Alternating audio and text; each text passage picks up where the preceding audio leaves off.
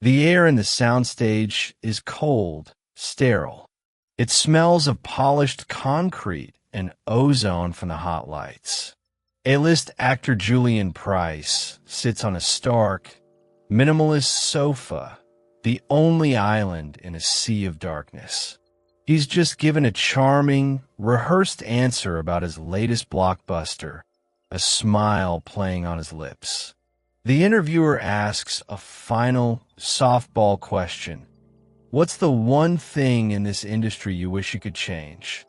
Julian's smile doesn't falter, but it freezes. A flicker in the eyes. The air changes. The gentle hum of the studio's ventilation system suddenly feels deafening. He leans forward, his voice dropping to a near whisper, the microphone barely catching the words. There's a structure, an architecture to this town that no one talks about. It's not about the parties or the deals you see in the trades. It's the ones you don't see, the invitations that aren't printed, the conversations that happen in rooms with no windows. He pauses, swallowing hard. The camera holds on his face, capturing the subtle tremor in his jaw. They make sure you understand the rules before you even know you're playing the game. And the first rule is that you never, ever talk about the game. The director, watching from the control booth, feels a cold knot tighten in his stomach. He speaks into his headset. Cut. We're cutting. That's a wrap.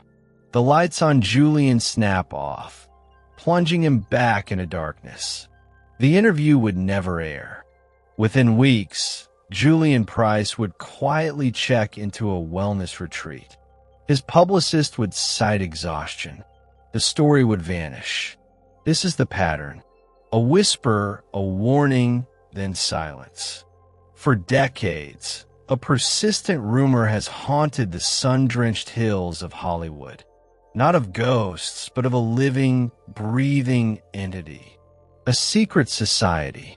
A shadow network of power brokers who, the stories say, control the gates of the world's most influential dream factory. They are the architects of careers and the engineers of ruin. To speak of them is to risk everything. This is the story of why the most famous people on Earth are afraid to say their name. To understand the fear, one must first understand the town. Hollywood, California. From the outside, it is a land of perpetual sunshine and impossible glamour. The scent of night-blooming jasmine mixes with the expensive perfume of premiere nights. The sound of champagne corks popping echoes through manicured gardens. But there is another scent beneath it, the acrid smell of desperation, the sound of a career hitting a wall. The history of this control is as old as the industry itself. In the Golden Age, the studio system was a feudal kingdom. Men like Louis B. Mayer and Jack Warner weren't just executives. They were absolute monarchs. They owned the stars, body and soul, through ironclad contracts. They controlled the press, the police, and the politicians. If an actor stepped out of line, they were suspended, their pay frozen, their name dragged through the mud. The power was overt, brutal, and centralized. But the studio system crumbled. The old gods fell, and a new, more elusive power structure was born. It was no longer about one man in one office. It was a network, a web. It operated not through contracts, but through unspoken agreements, through favors, through fear. It begins with an invitation, not to a public party, but to a private gathering. A dinner in a secluded Bel Air mansion, high above the city lights. The driveway is long, guarded by a discreet iron gate. The house is all sharp angles and blank walls, a fortress of privacy. Inside, The air is thick with the smell of old money and new ambition. Fine cigar smoke, aged leather, the faint, sweet note of expensive wine. The conversations are not about scripts or roles. They are about philosophy, about world events, about power. You're being vetted. You're being measured. Former child star turned indie director Sarah Chun described one such evening on condition of absolute anonymity. They make you feel special, chosen. They talk about elevating your consciousness, about being part of a larger project. They ask what you truly desire. And you, young and hungry, you tell them. You want to make art that matters. You want to be a star. They listen, they nod, and then they offer you a choice, a path. But to accept the path, you must accept the guides. This is the mechanism, not a threat but an offer, a Faustian bargain whispered in the most elegant of rooms. The price? Your allegiance, your silence, your willingness to be a team player. And the proof of this system's existence, many argue, is not in the testimonies, but in the silences. It is in the careers that inexplicably skyrocket and the careers that mysteriously vanish.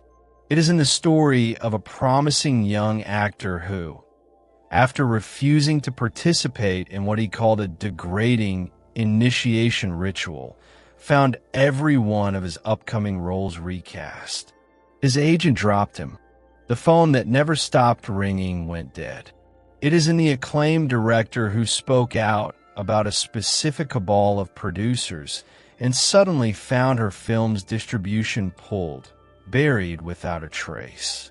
The message is clear, and it is received by everyone in the industry. Conform or be erased. The tools of enforcement are sophisticated and deniable. It's not a thug in an alley. It's a strategically planted negative story in a tabloid. It's a sudden, inexplicable audit from the IRS. It's your co-stars being warned not to work with you. It's the slow, chilling realization that the network you thought was your support system has suddenly turned to ice. You are not being attacked. You are being disappeared.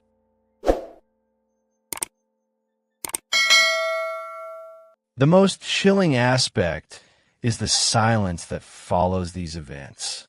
It is not the silence of emptiness, but the silence of a vacuum, where all sound has been forcibly sucked out. There are no fiery op-eds, no tearful interviews on daytime television. The trade papers, the very chroniclers of Hollywood's heartbeat, report on the departures with a sterile, bureaucratic language. So-and-so has stepped away from a project to pursue personal interests. The public moves on, its appetite sated by the next scandal, the next premiere. But within the community, the silence is deafening. It is communicated in the hushed tones at the Ivy, in the averted gaze at a script read-through, in the sudden cancellation of a coffee meeting. It is a silence born of a primal understanding. The system that builds you up can dismantle you just as easily. Your fame is not a shield. It is a magnifying glass, focusing the heat of their attention directly onto you. This fear is the true currency of their power. It is more effective than any written contract. A contract can be broken, litigated, exposed. Fear is a ghost in the machine, an unprovable, pervasive dread that infiltrates an actor's mind as they read a line, a director's vision as they frame a shot. It leads to self-censorship, to the quiet abandonment of a controversial project, to the decision to take the safe, studio-approved role instead of the risky, independent passion project. The control is not just over what is said, but over what is even thought, what is created. The architecture of this network is mirrored in the stories Hollywood tells about itself. For decades, films have contained cryptic warnings, hidden in plain sight. A conspiratorial thriller about a shadowy group pulling the strings of society. A dystopian fantasy where the elite control the masses through media and entertainment. Are these merely products of a paranoid imagination? Or are they something else? Something closer to confession? Some researchers and former insiders point to the recurring symbolism. The all-seeing eye, the owl, the obelisk that appears in music videos, award show performances, and major studio logos. They argue this is not coincidence, but a form of signaling, a way for the initiated to recognize one another, and a way to subtly imprint these symbols onto the global subconscious. To the average viewer, it is meaningless esoterica. To those who believe, it is a billboard. The most compelling evidence, for those who look for it, lies in the strange and often tragic fates of those who have come closest to breaking the silence. The pattern is unsettling. A rising star on the cusp of true superstardom gives an interview hinting at a dark side to the industry. 6 months later, they're dead from an accidental drug overdose, their career-ending role already recast. A beloved comedian, known for skewering the powerful, is found dead in his home. The case quickly closed as a suicide, despite puzzling inconsistencies noted by family members. The official narratives are tidy, convenient. They provide closure, but they do not satisfy the gnawing feeling that something is missing. The timing is always a little too perfect. The chaos that follows always seems to benefit the same entrenched powers. It creates a culture where even questioning the official story is seen as taboo, a descent into conspiracy theory. This, perhaps, is their most brilliant trick, making the act of asking questions seem crazy, thereby insulating themselves from any serious inquiry. And so, the machine continues, well-oiled and silent. The red carpets still unfurl, a brilliant scarlet river under the flashbulbs. The box office numbers are tallied, the awards are handed out, the dream is manufactured and sold to a waiting world. But for those on the inside, the dream has a recurring nightmare. It is the sound of a phone not ringing. It is the sight of a name being scrubbed from a production list. It is the cold, clinical voice of an agent saying, "It's just not the right time for you." It is the understanding that in a town built on stories, the most dangerous story you can tell is the true one.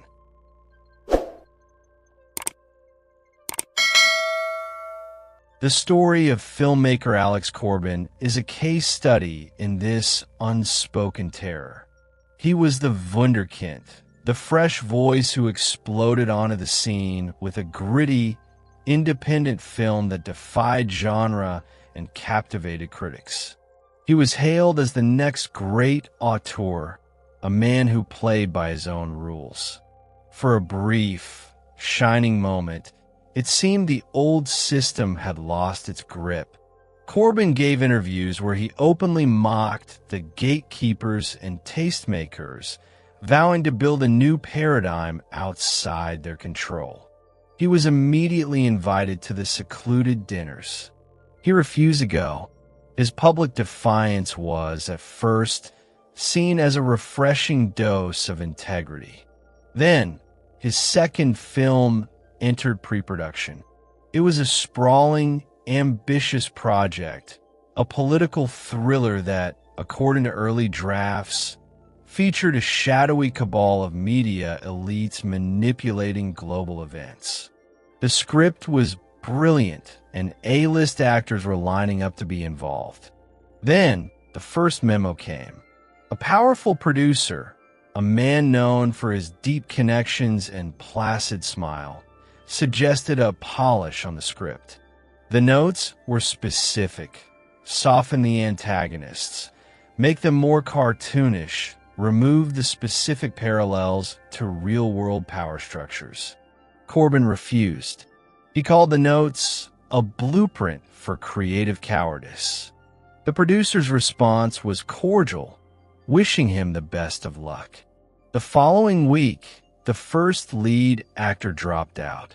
Scheduling conflicts, the press release stated. The actor's agent was profusely apologetic but firm. Then, the financing began to wobble. A major equity partner, who had been ecstatic weeks before, suddenly got cold feet. The distribution deal, once a handshake agreement, was now being reevaluated based on current market trends. It was death by 1,000 cuts, each one delivered with a smile and a plausible excuse. Corben fought back. He went to smaller studios, independent backers. The response was always the same. A pained expression, a slow, regretful shake of the head. The project was too hot. It was a difficult climate. The doors, once wide open, were now not just closed but locked. His phone calls went unreturned. His emails vanished into the void. He had become a ghost in his own town. The final blow was the media turn. A story appeared in a major entertainment outlet, sourced from anonymous colleagues, painting Corben as difficult, uncompromising to the point of self-destruction and paranoid. It was a character assassination executed with surgical precision. His talent was never in question. His sanity and stability were. Within a year, Alex Corben was no longer a rising star. He was a cautionary tale. His name was now synonymous with one thing in Hollywood: the price of defiance. His story is not unique. It is the template. It demonstrates that the power of the network is not in issuing commands, but in controlling the ecosystem. It is the power to turn off the oxygen supply to a career slowly and silently until the fire goes out on its own. There are no villains twirling mustaches, only polite, powerful people making pragmatic business decisions. The system protects itself with the language of commerce, not coercion, and it is utterly ruthless in its efficiency.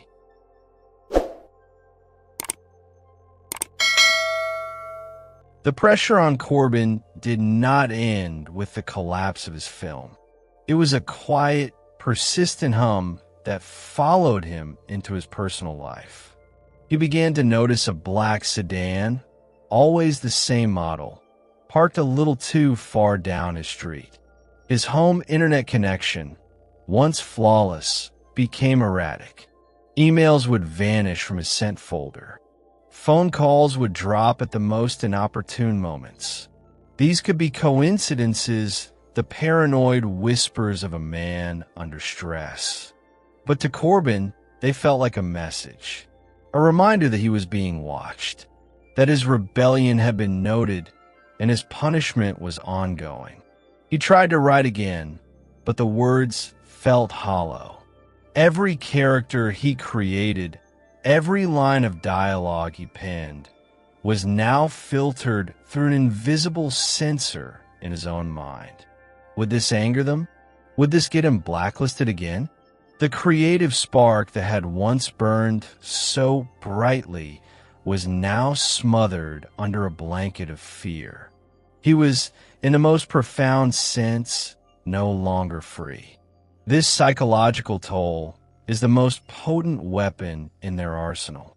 It transforms vibrant artists into cautious employees. It is why a celebrated actress, when asked about the rumors of control in Hollywood, will simply smile a tight, practice smile and say, "I just focus on the work," is not an answer. It is a deflection, a survival mechanism perfected over decades. The ones who last are not necessarily the most talented. They're the most adaptable, the ones who learn to navigate the invisible currents of power without making waves. The system's influence extends beyond individual careers and into the very stories that are told. Consider the curious case of a major studio franchise. The original source material, a series of popular novels, is complex and morally ambiguous, featuring heroes who are flawed and villains with relatable motives. The first film adaptation is a critical and commercial success, lauded for its faithful, gritty tone. But with the second film, a shift occurs. The edges are sanded down.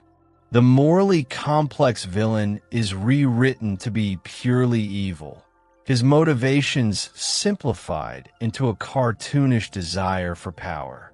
The hero's flaws are erased, replaced by quippy one-liners and a sanitized, marketable persona. The plot points that challenge the audience are removed. The director of the first film is promoted to a ceremonial executive producer role, and a new, more compliant director is brought in. The result is a financial blockbuster, a global phenomenon. But for those who love the source material, something is missing.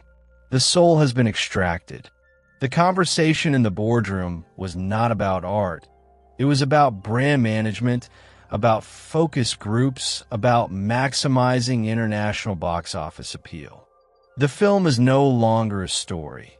It is a product designed by committee to be as inoffensive and consumable as possible. This is not a conspiracy in a dark room.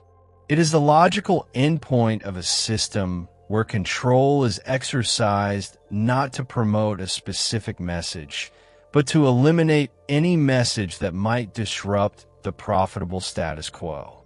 The network ensures its own longevity by absorbing and co-opting rebellion. The punk rock band that sang about anarchy signs a multi-million-dollar deal with a conglomerate.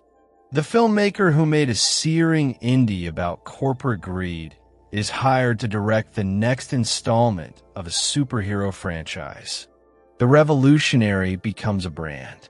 The anger is packaged, sanitized, and sold back to the very people it was meant to galvanize. The system is not rigid. It is a fluid, intelligent entity. It does not crush all dissent. It commodifies it. It understands that the safest way to neutralize a threat is to offer it a contract. And so, the dream factory continues to churn out its dreams. But for those who look closely, the cracks are visible. They are in the eyes of an actor during a press junket, a fleeting moment of unease before the media-trained answer comes out.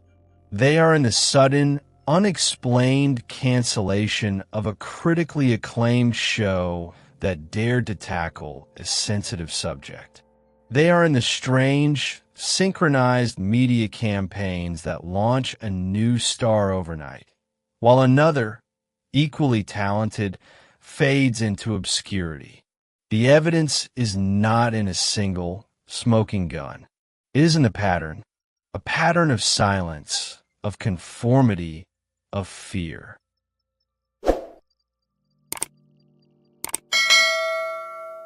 The legend of the secret society is not a monolith. It is a hydra with many heads and many names. Some whisper of the Illuminati, a term borrowed from history and polished into a pop culture catch-all. Others speak of the group or the lodge or simply them. The specifics are murky by design, a fog of myth and misinformation that makes concrete investigation impossible. This ambiguity is its greatest strength. Within this fog, however, certain figures emerge as central nodes in the network. Not the flashy studio heads or the powerful agents, but the people behind them. The reclusive billionaire financiers who fund half the films in a given year, whose names are unknown to the public, but whose whims dictate green lights. The entertainment lawyers with client lists that read like a who's who of A-list talent, who broker not just deals but allegiances. The legacy families, their fortunes built on the industry's foundation, who view Hollywood not as an art form, but as a family business to be managed and protected. These are the true architects. They do not seek the spotlight. They operate in the soundproofed offices of private equity firms and the hushed libraries of their own estates. Their power is not derived from fame, but from capital and connection. They're the ones who can, with a single phone call, unleash a fleet of lawyers, call in a political favor, or redirect hundreds of millions of dollars. Their influence is the bedrock upon which the more visible structures of Hollywood are built. The methods of initiation and allegiance are equally shrouded. The rumors range from the bizarre to the banal. Some speak of occult rituals in the hills of Laurel Canyon, of secret symbols and blood oaths. These are the stories that are easiest to dismiss as paranoid fantasy. But former insiders point to something more subtle and therefore more insidious. The real initiation, they say, is the compromise. It is the young actor pressured into a compromising situation, the photographs or video then held as collateral. It is the director who is helped to cover up a terrible mistake, a hit and run, an overdose at a party, and forever owes a debt of silence. It is the producer who is guided through a complex web of offshore accounts and tax loopholes, binding them to the accountant who knows where all the bodies are buried.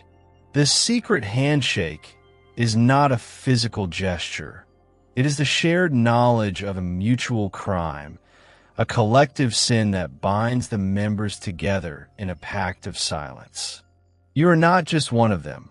You are guilty with them. This explains the almost religious fervor with which the silence is maintained. It is not just about protecting a career.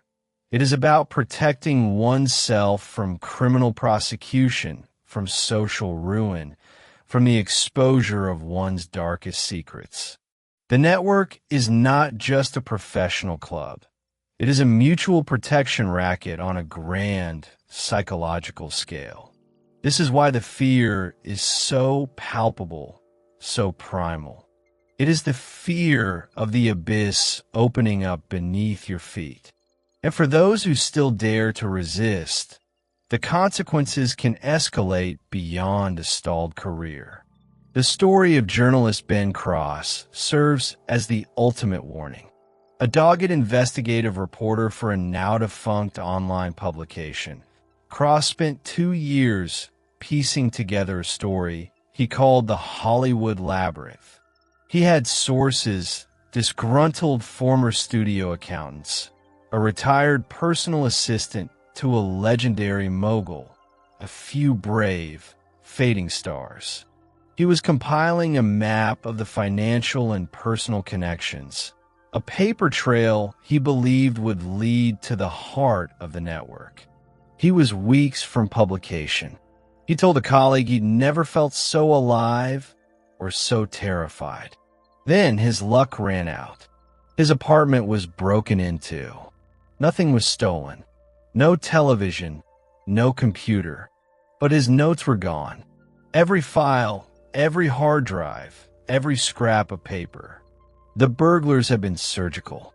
The police report called it a targeted professional operation. The story died that day. A month later, Ben Cross was killed in a hit and run while walking his dog late at night. The driver was never found.